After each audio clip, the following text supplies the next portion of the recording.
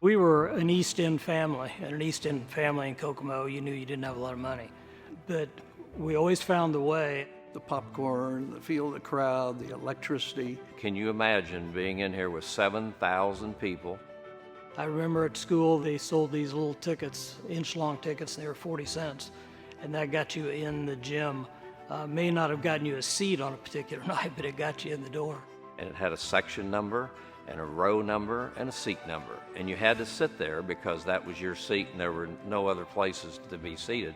You know, everybody had their team. Half the gym was Kokomo and half the gym was Hayworth. The Kokomo-Hayworth was much like the IU-Purdue rivalry games. If you can envision this, there were 7,000 people in this gym.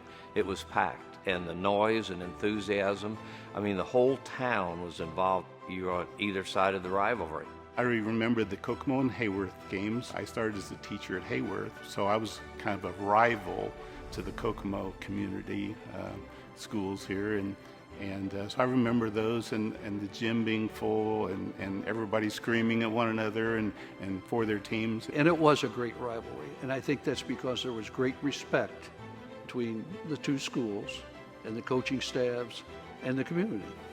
I can remember playing in 9 of these, and for 2 hours following the game, your ears would ring. I mean, the noise was so loud, both sides of the floor.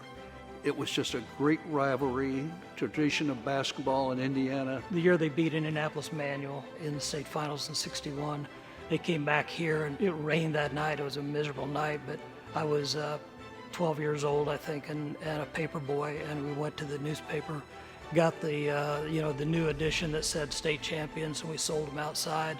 You thought there were 10,000 people in this gymnasium that night. And be able to say, I was there and I saw that. It's something you store in your memory that you have that you can share with others. The memories of those games just will live on forever with people in our community. The people that played in that game talk about those games all the time. You know, any town that has a treasure like this is such a big part of people's lives.